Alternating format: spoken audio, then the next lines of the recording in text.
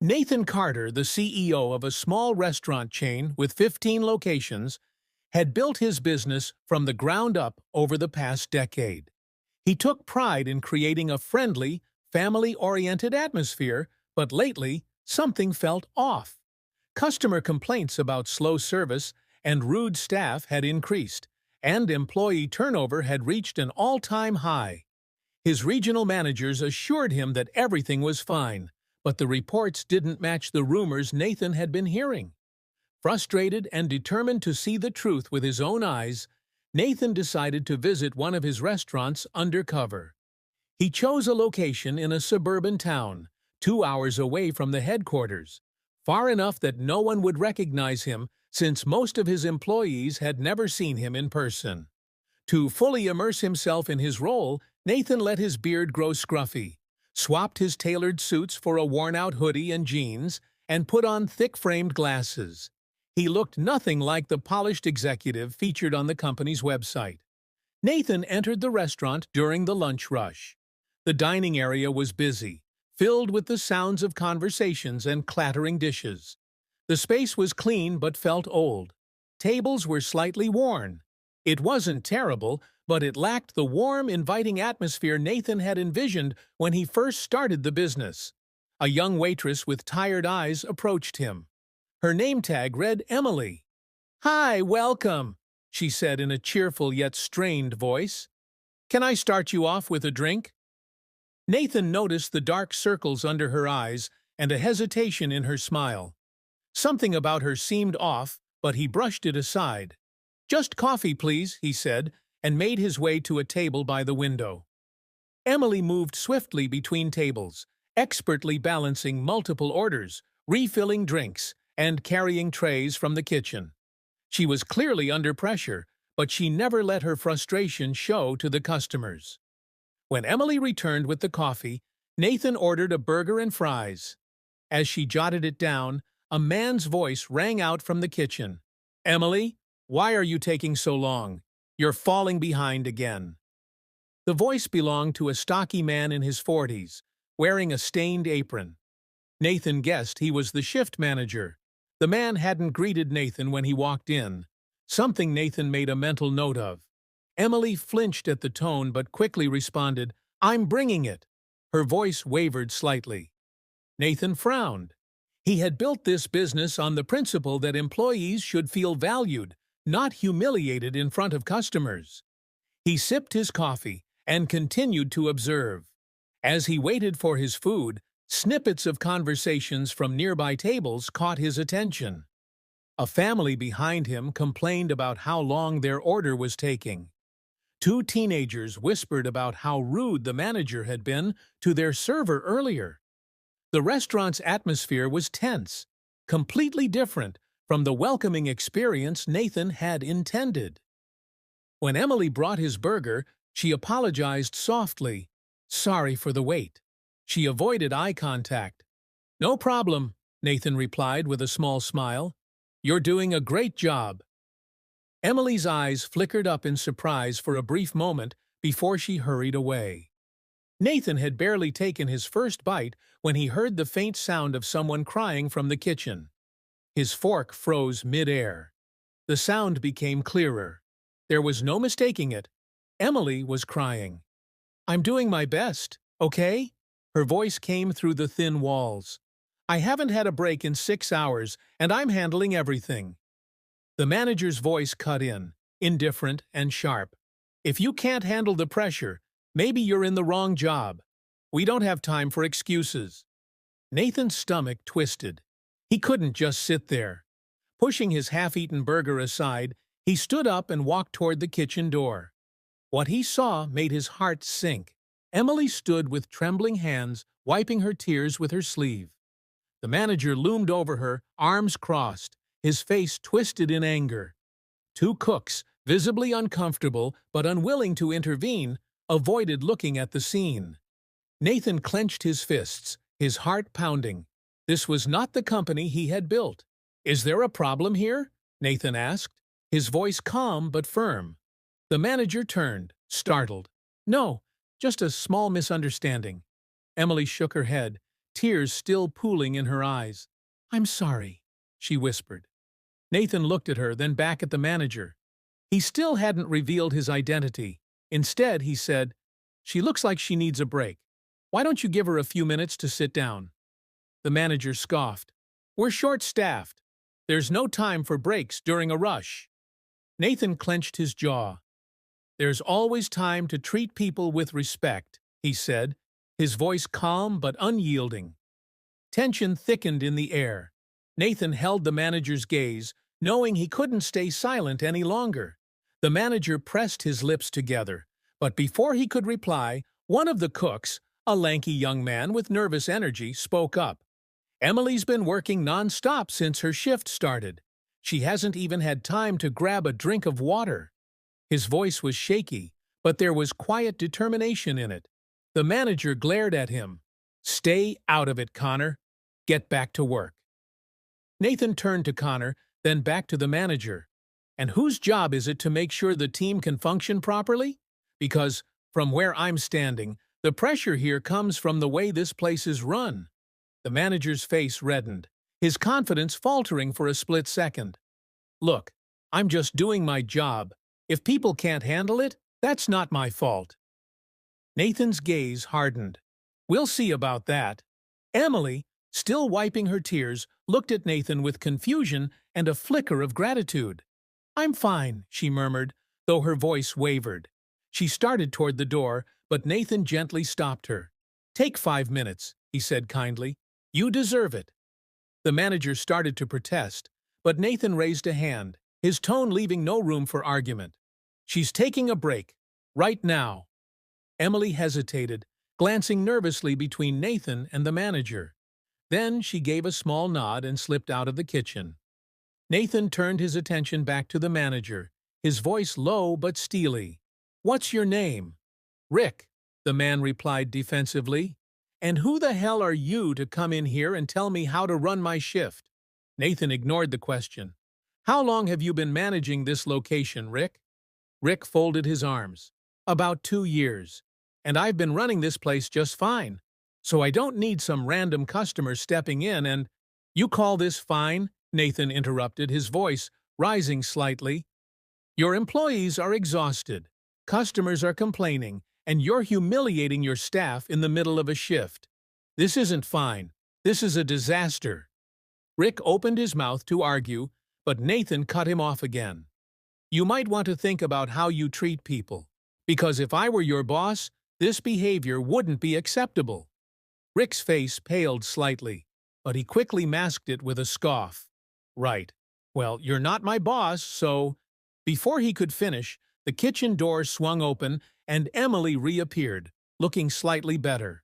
She kept her head down as she walked past Rick and returned to the dining area. Nathan decided to step back for now and observe again. He shot Rick one last meaningful look before turning and following Emily into the restaurant. Back at his table, Nathan watched as Emily resumed her work. She moved a little slower now, her exhaustion more visible, but she still offered a small smile to every customer. He noticed her giving extra attention to a young mother struggling with her toddler, bringing the child crayons and a coloring menu. He also noticed Rick watching him through the kitchen window. Nathan pulled out his phone and discreetly started taking notes. He recorded everything he had observed: Rick's behavior, Emily's workload, the customer complaints. He also made a note of Connor's quiet but firm defense of his co-worker. After finishing his meal, Nathan called Emily over. "Can I get the check?" he asked calmly. Emily quickly brought the bill along with the receipt. "Thank you for coming. And I'm sorry again for earlier," she said softly. "There's nothing to apologize for," Nathan replied, placing some cash inside the check holder. "You're doing a great job." A faint blush crept onto Emily's cheeks, and she gave a small, genuine smile. "Thanks." As Emily walked away, Nathan made his decision. His work here wasn't done. Far from it. He stood up, grabbed his jacket, and headed for the door. But before leaving, he paused, glancing around the dining area. Emily was refilling a customer's coffee, her movements precise but weary. Rick was in the kitchen, barking orders at Connor. Nathan clenched his jaw. He stepped outside and pulled out his phone. "Janet," he said when his assistant answered, "clear my schedule for tomorrow, and gather all the information we have on the staff at the city name, location, employee files, performance reviews, everything." "Got it," Janet responded without hesitation. "Anything else?" Nathan took one last look at the restaurant before heading to his car. "Yeah," he said. "Make sure my regional managers are ready for a meeting. We need to talk." He ended the call and slid into the driver's seat, his mind already mapping out his next steps. Tomorrow, he wouldn't just be an observer. He was going to take action. The next morning, Nathan arrived shortly after the restaurant opened, still dressed in the same scruffy disguise as the day before. This time, he carried a small notebook in his pocket and a stronger sense of resolve. He was no longer just here to watch. The morning shift was quieter, giving Nathan the chance to observe without the chaos of the lunch rush. Emily was already on the floor, moving slower than the previous day. She looked even more exhausted, her smile dimmer. Rick was nowhere to be seen yet, but Connor was busy prepping ingredients in the kitchen. Nathan waited until Emily passed by with a coffee pot, then called out to her. "Hey, Emily," he said casually. "Got a minute?" Emily hesitated, glancing around at the scattered customers in the restaurant. "Sure, but I can't stay long. We're short-staffed again." "I won't keep you," Nathan promised. "I just wanted to ask, how long have you been working here?" Emily looked surprised by the question. "About 8 months. Why?" Nathan leaned in slightly, lowering his voice. "You seem like you're under a lot of pressure. Is it always this busy?" Emily hesitated, her eyes flickering toward the kitchen window. "It's not always the customers. Sometimes," she trailed off, biting her lip. "It's Rick, isn't it?" Nathan asked gently. Her head snapped up, and for a moment she looked scared. "I shouldn't—" "You don't have to say anything," Nathan cut in, keeping his voice calm. "I just want to know what it's like for you here." Emily paused again, then let out a quiet sigh. "It's not just him. It's everything. We're always short-staffed, and when things get hectic, he just makes it worse. I get that he's under pressure too, but it feels like we're the ones paying the price." Nathan nodded, his mind quickly analyzing the situation. He decided to push a little further. "What about Connor? He seems like he tries to help." Emily's expression softened slightly. "Connor's great. He's only been here a few months, but he's one of the few people who actually cares. If someone's struggling, he steps in. Honestly, if it weren't for him, I probably would have quit by now." Before Nathan could ask another question, the kitchen doors swung open, and Rick strode out with heavy steps. His presence immediately shifted the energy in the dining area. Emily's shoulders tensed, and she quickly busied herself, using the excuse of refilling a customer's coffee. Rick didn't seem to notice Nathan. Instead, he stormed toward Connor, who was chopping vegetables, and began barking orders at him. Connor simply nodded silently, his expression unreadable. Nathan clenched his jaw. This wasn't just stress, this was a pattern. He let the morning unfold, carefully observing how Rick interacted with the staff and how the team functioned under the weight of obvious tension. When the lunch rush began, the restaurant fell back into its usual rhythm, with Emily once again rushing between tables. It didn't take long for the first incident to happen. An older man in a flannel shirt called Emily over, frowning at his plate. "These eggs are overcooked," he grumbled. Emily immediately apologized and offered to have the kitchen remake his meal. "Can't you just do your job right the first time?" the man muttered, irritation creeping into his voice. A faint flush crept up Emily's face, but she remained composed. "I'm really sorry about that. I'll fix it right away." Rick, who had overheard the exchange, stepped out of the kitchen. "What's the problem?" he demanded, eyes locked onto Emily. "No problem," the customer replied, waving a dismissive hand. "She's handling it." But Rick didn't turn away. Instead, he fixed his glare on Emily. How many times do I have to tell you to double-check orders before sending them out? This is basic stuff. Suddenly, Nathan pushed back his chair and stood up. The scrape of the legs against the floor caught everyone's attention. "That's enough," he said firmly, his voice carrying across the dining area. Rick spun around, his face contorted in annoyance. "Who the hell do you think you are?" Nathan reached into his pocket, pulled out his wallet, and flipped it open to reveal his company ID. His voice was calm, but his authority was unmistakable. "I'm Nathan Carter. I own this restaurant, and 13 others just like it." Silence fell over the dining area. Emily froze mid-step, her eyes wide with shock. Connor peeked out from the kitchen, still holding his knife. Even the customers seemed to be holding their breath. Rick's face went pale, then red. I didn't know." "No, you didn't," Nathan cut him off. "Because if you had, you wouldn't be treating my employees and my customers this way." Rick stammered, but Nathan didn't give him a chance to recover. "Let's talk in the back," he said sharply, nodding toward the office. Rick hesitated for a moment before gritting his teeth and storming toward the kitchen. Nathan followed, pausing only briefly to glance at Emily. "Let this be over," he said quietly. Inside the office, Nathan shut the door behind them and turned to face Rick. "Do you have any idea how far out of line you are?" he asked, his voice calm but firm. Rick opened his mouth, but Nathan held up a hand. "Don't. I've seen enough. You've been with this company for 2 years, and in that time, you've managed to create a toxic environment for your team. Do you understand what that does? To employee morale? To customer service? To the business?" Rick dropped his gaze, his usual arrogance stripped away. "I get it," Nathan continued. "This job isn't easy, but that doesn't give you the right to treat people like this." Rick swallowed hard. "I can do better.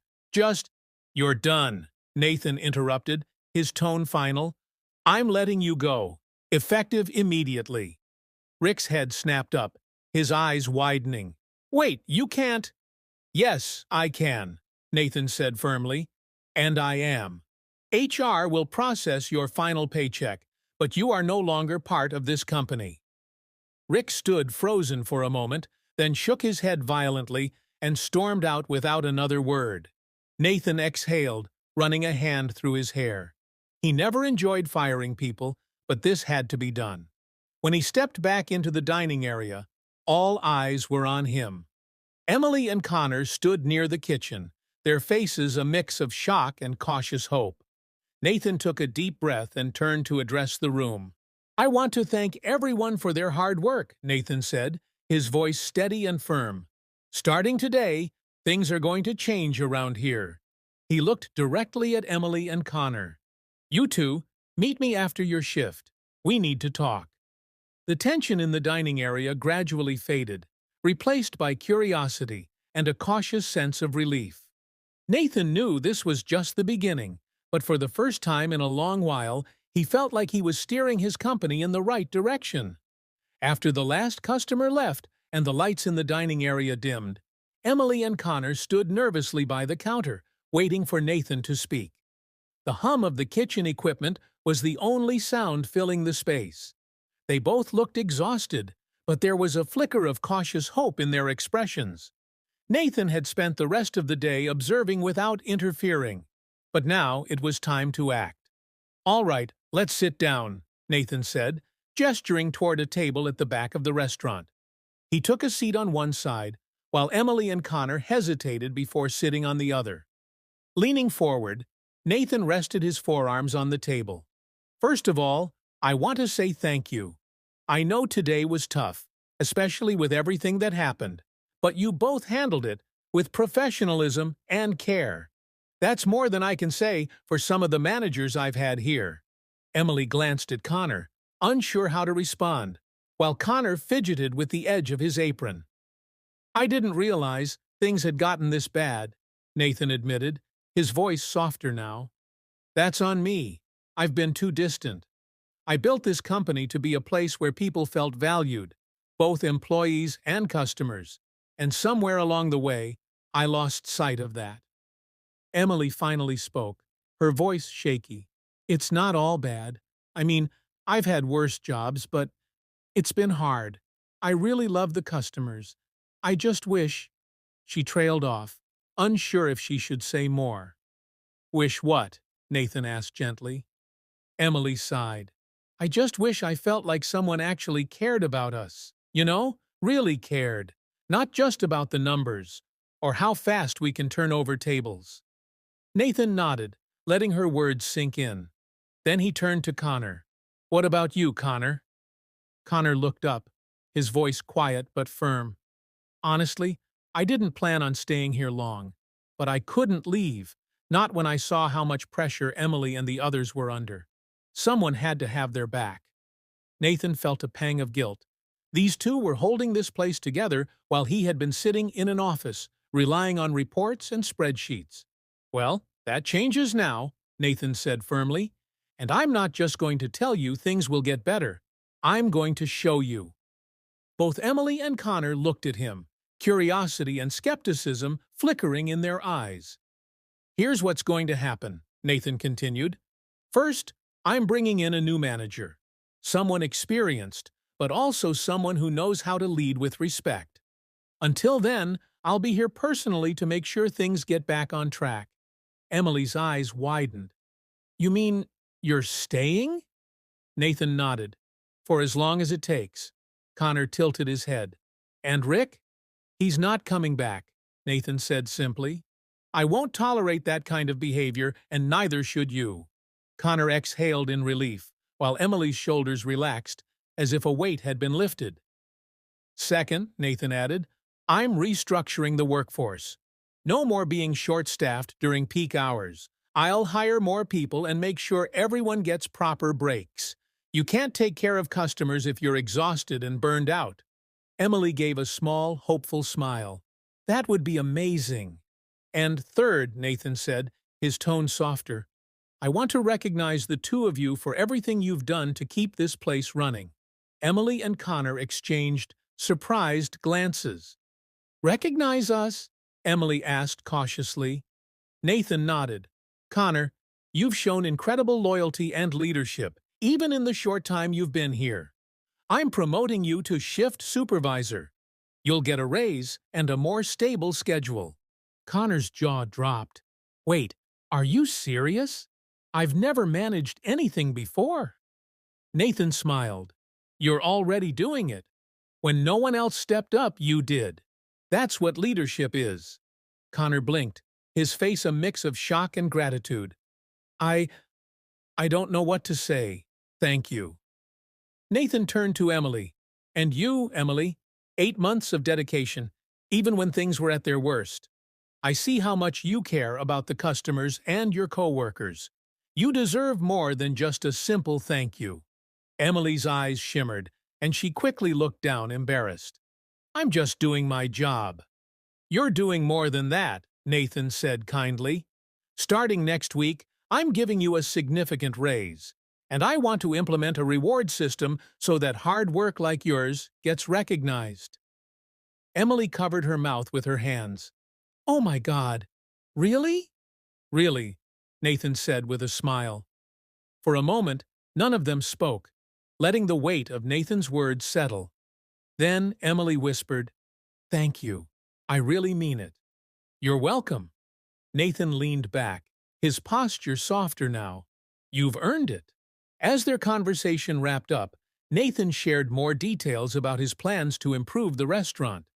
He promised to upgrade outdated equipment, implement a better scheduling system, and hold regular meetings to hear the team's concerns.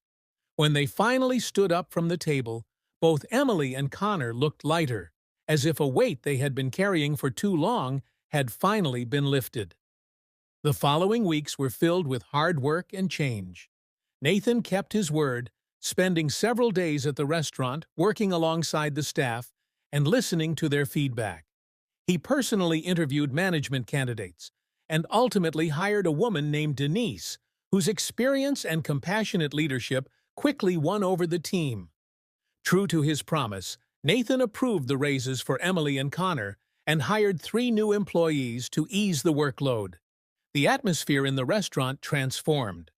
Customers noticed the change. Service was faster, and the staff actually seemed happy. One afternoon, as Nathan was getting ready to return to headquarters, Emily stopped him by the door.